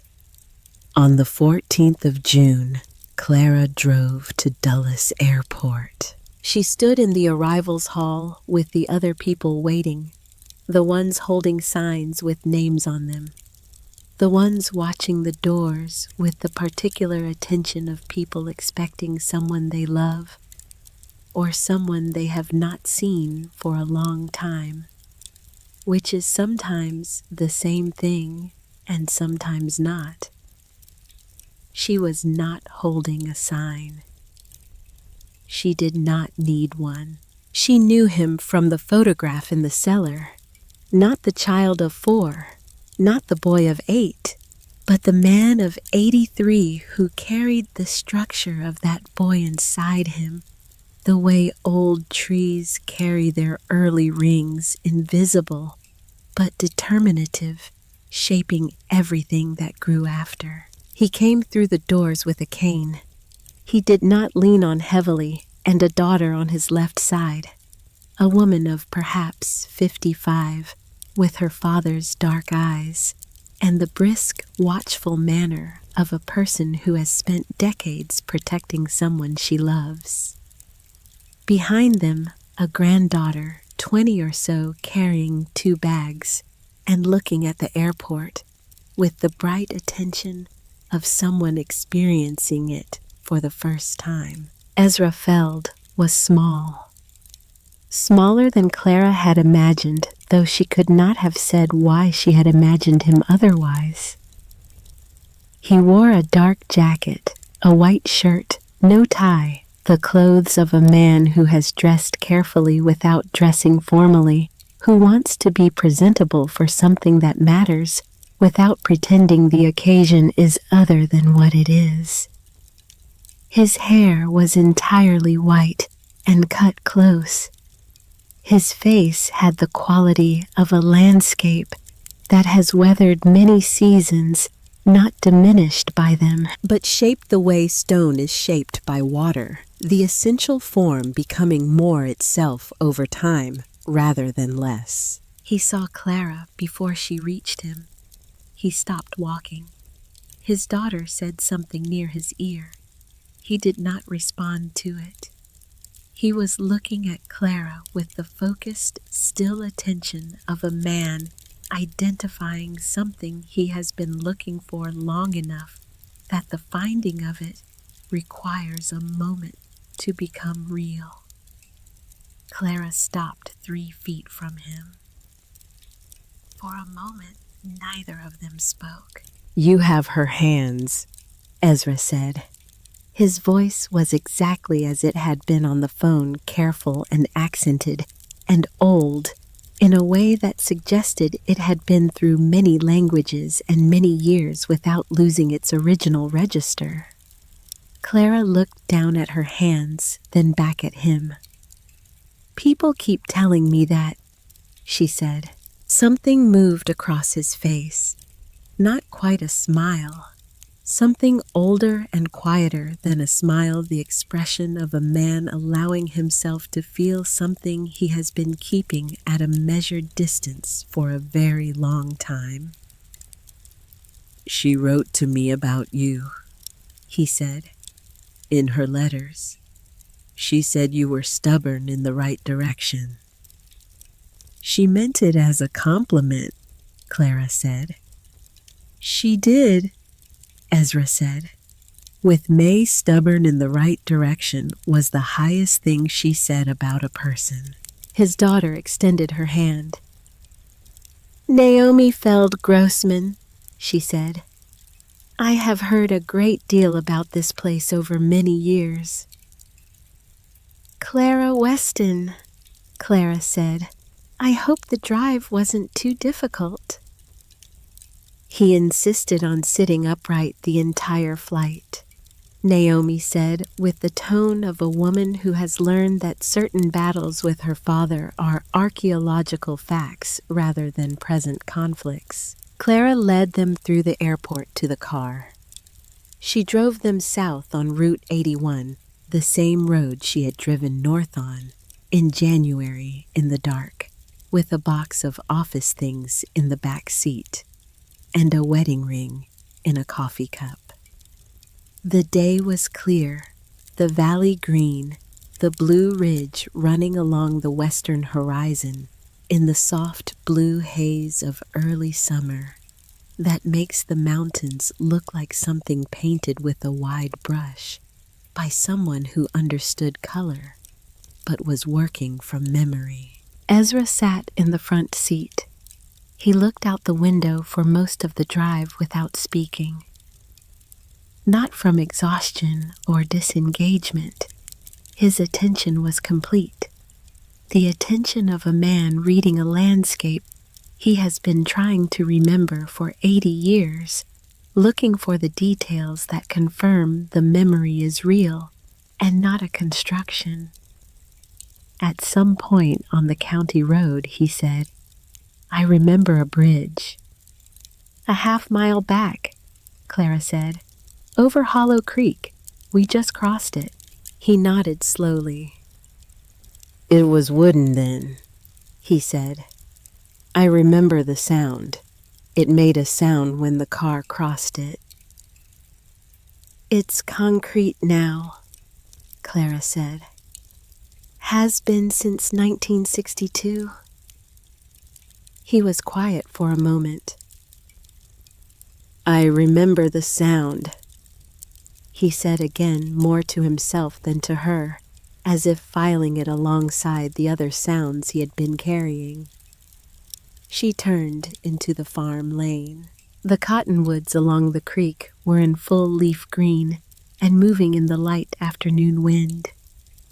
The fields had been mowed the previous week, the grass short and even the lane clear. The farmhouse appeared at the end of the lane in the June afternoon light, the way it must once have appeared when it was new white and solid and permanent. The porch running the length of the front, the orchard standing in its rows to the north, the blue ridge sitting blue in the distance behind it all. Clara stopped the car at the end of the lane. Ezra did not move for a moment. Then he opened the door and got out. He stood beside the car. He looked at the house. Naomi got out. The granddaughter got out. Clara got out. None of them spoke. There are moments that require silence, the way a room requires light, and everyone present understood, without discussion, that this was one of them. Ezra walked. He walked slowly, not from weakness, but with the deliberateness of a man who understands that this particular walk does not need to be hurried, that the ground under his feet is ground he has been walking toward for the better part of his life, and it will hold him for as long as he needs it to. He walked to the foot of the porch steps. He looked at them, at the new wood of the lower steps, raw and bright against the older boards above, at the posts Clara had set in the cold of February, plumb and solid, at the front door with its old iron hardware and the brass key hanging from a nail beside it, the original key, the one May had kept for 75 years, which Clara had put back on its nail the morning the restoration was complete. He put his hand on the newel post at the bottom of the stairs. He stood there. Clara watched him from beside the car. She did not move toward him. She gave him the space that the moment required, the way May had given her space in the kitchen when she was learning something difficult present, but not crowding available, but not intervening. Ezra lifted his eyes to the door. He climbed the steps, one at a time, slowly, his hand trailing along the porch rail. He crossed the porch and stood before the front door. He lifted his hand and placed it flat against the wood of the door frame, the old pine frame that Aaron Feld had set in 1943, that had stood through 80 winters and was still standing. He closed his eyes. The wind moved through the cottonwoods along the creek. A red-tailed hawk turned once overhead in the blue of the afternoon sky and drifted south. The orchard stood in its rows, the pruned trees catching the light differently than they had in January, the new growth showing where the old growth had been cleared away. Ezra Feld stood with his eyes closed and his hand on his father's doorframe, and he said one word. He did not say May. He did not say Clara. He did not say any of the names of the living. He said Abba, the Hebrew word for father, said in the voice of an 83-year-old man who has been an orphan since he was 5 years old, standing for the first time at the threshold of the house his father built, speaking to the man who had carried him through the dark in December 1944, and placed him in safe arms and walked back out into the world and not come back. The word was not loud. It was barely above a whisper. But it carried everything, 80 years of absence, of growing up with the specific shape of that absence inside him, of building a life around the space where a father should have been, of learning to carry it without being broken by it, and of carrying it anyway, every day, in every language he had ever spoken, into every room he had ever entered. Naomi made a sound beside Clara. Clara did not look at her. She kept her eyes on Ezra. He stood there for a long moment with his eyes closed and his hand on the doorframe. Then he opened his eyes. He took his hand from the wood. He straightened. He turned and looked at Clara. "Thank you," he said. It was a simple sentence, 2 words. But he said it in the way of a man for whom those 2 words contain everything that cannot be otherwise expressed. And Clara received them that way, as everything. "May did this," Clara said. "I just finished it." Ezra looked at her for a moment. "No," he said quietly. "You did more than finish it. You chose to finish it. That is not the same thing." Clara opened the front door and showed them inside. The kitchen, the parlor, the tall case clock against the far wall, its hands now set and ticking, marking real time for the first time in 6 decades. The wood stove with a fire laid ready to be lit. The pine floors catching the afternoon light through the reglazed windows. Ezra moved through each room, slowly touching things the windowsill, the door frame between the kitchen and the pantry, the iron handle of the cellar door. He did not open the cellar door. He stood with his hand on the handle for a moment, then took his hand away, and Clara understood that the cellar could wait. Some things do not need to be done all at once. He stood for a long time at the kitchen window, looking out at the orchard. "I remember the trees," he said. "They were smaller then, or I was larger in relation to them. He used to take me out in the morning." He paused. "I remember his hands. He had large hands." Clara stood beside him at the window and looked at the orchard. "I pruned them in February," she said. "They'll fruit next year, I think. Maybe the year after." Ezra looked at her sideways.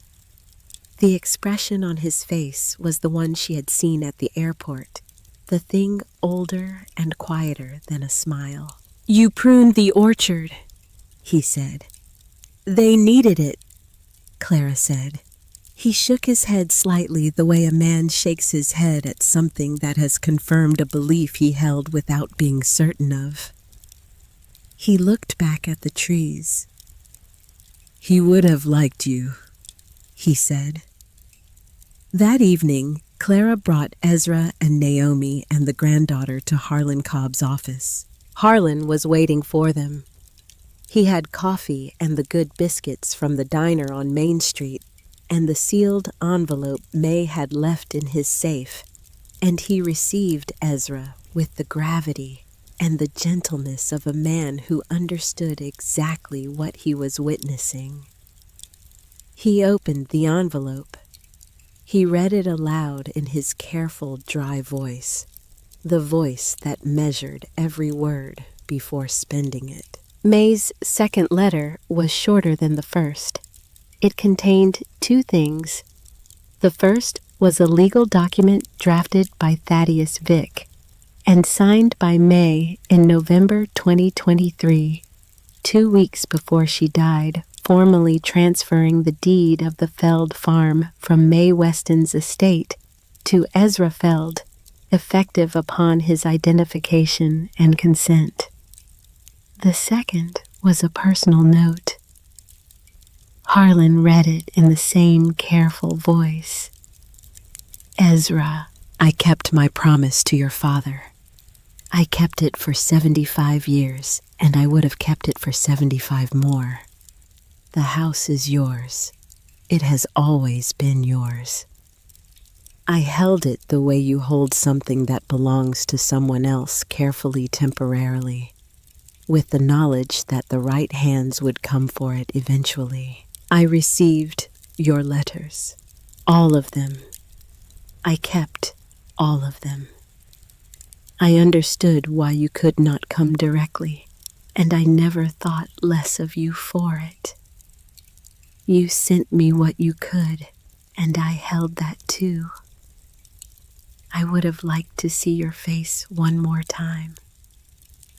I remember it clearly, the face of a boy of 8 in a winter coat, pressed against the glass of a bus window. I have been carrying it for 75 years, and it has not blurred a single day. Give my love to whoever you have made your life with. Give my love to your children and their children. The orchard will need pruning. My granddaughter has already started. May. The room was quiet for a long moment. Ezra sat with the letter in his hands. His daughter had her hand over his. The granddaughter was looking at the window. Harlan sat with his hands folded on his desk, looking at the blotter, giving the room its time. Clara looked at the floor. Then Ezra said something she had not expected. She wrote to me in 2019, he said. In the last letter I received from her, she said. He stopped. He cleared his throat. She said she did not know if she would have time to find me herself, but she said she was sending someone. She said she was sending the right person. He looked at Clara. She was telling me about you 2 years before you knew any of this existed. Clara did not speak. She knew, Ezra said. She had already decided.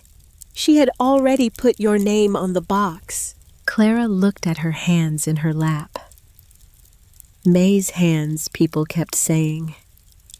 She had always thought of them as simply her own hands, the hands she had used for 31 years without thinking much about them.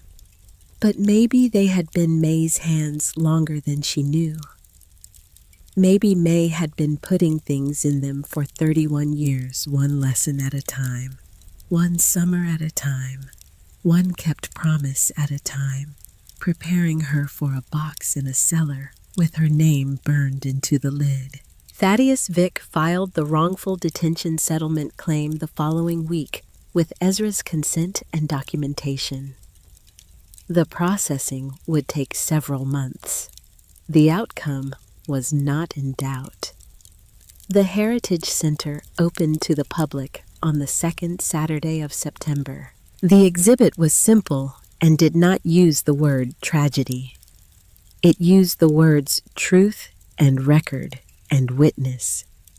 It used photographs Aaron and Esther at their wedding, before the synagogue in Krakow, the farm as it had been in 1943, May at 19, holding a 4-year-old boy in a summer dress, the map from the cellar wall photographed in full and mounted at eye level with every mark labeled and dated. And in the center of the main room, in a case of clean glass, the original receipt of sale 1 farm, $1 December 3rd, 1944. Beside it, handwritten on cardstock in May's printing, a kept promise doesn't need a witness, but it needs someone to keep it. School groups came on Tuesdays and Thursdays. Clara stood in the doorway sometimes and watched the children move through the rooms, their teachers guiding them from photograph to photograph.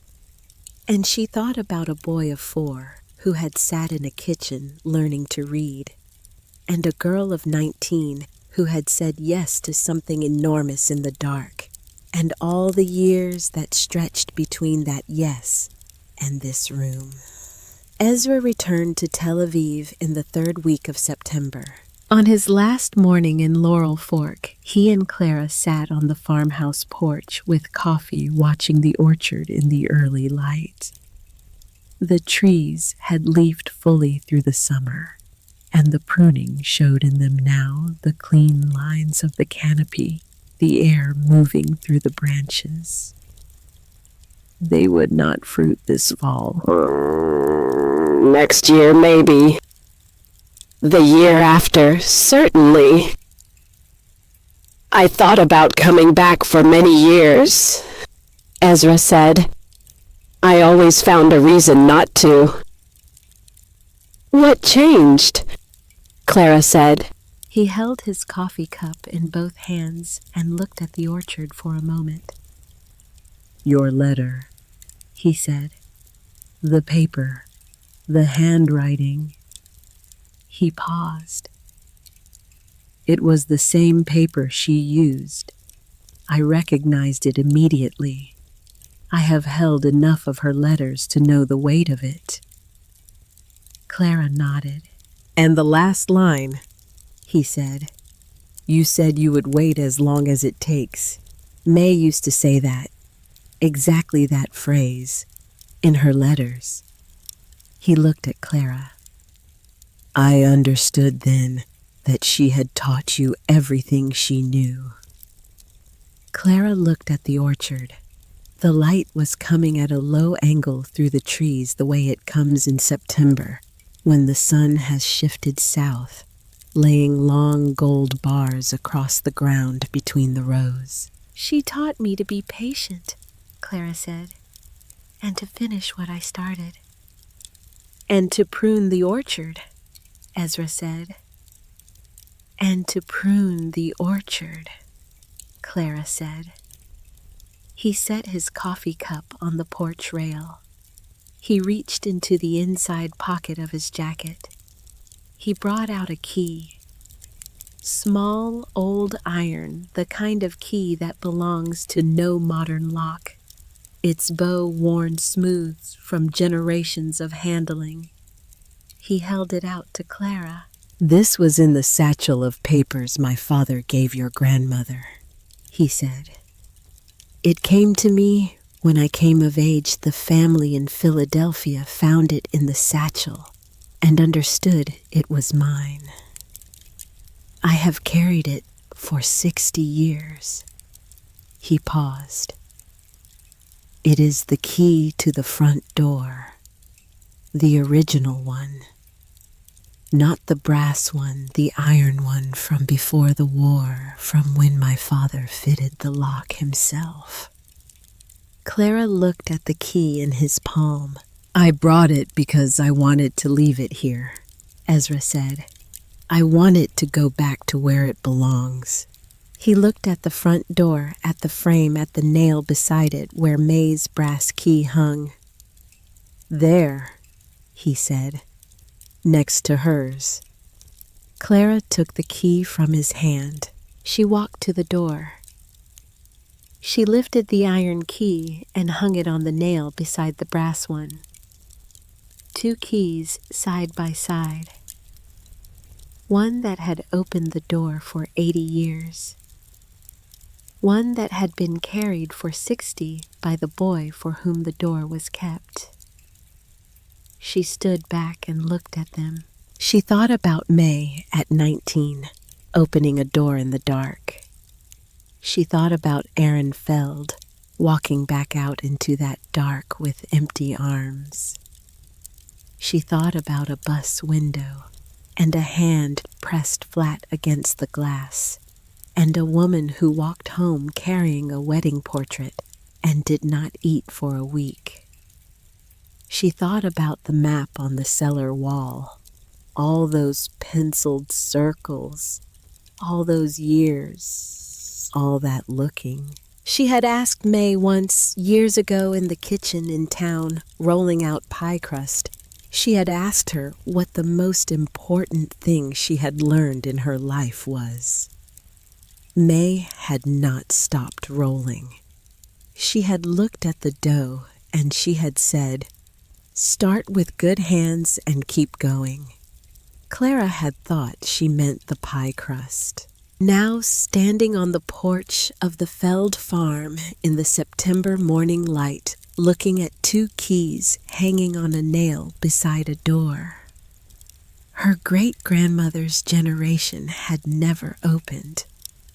She understood that May had not been talking about the pie crust at all. Naomi found her there when she came out to load the car. "He wants to come back in the spring," Naomi said, "when the orchard fruits." "It might not fruit next spring," Clara said. "Might be the year after." Naomi looked at her with her father's eyes. "He has waited longer for smaller things," she said. "He will come back." They loaded the car. Ezra shook Harlan's hand when Harlan came to see them off, a long handshake that did not need words. He nodded at Whit Dunmore, who had appeared in the farm lane in his pickup the way he always appeared, without announcement, because the moment needed witnessing, and Whit Dunmore understood which moments those were. Ezra hugged Clara. He was small, and he held her with the particular strength of a person who does not hug often, but hugs completely when they do. He said nothing. She said nothing.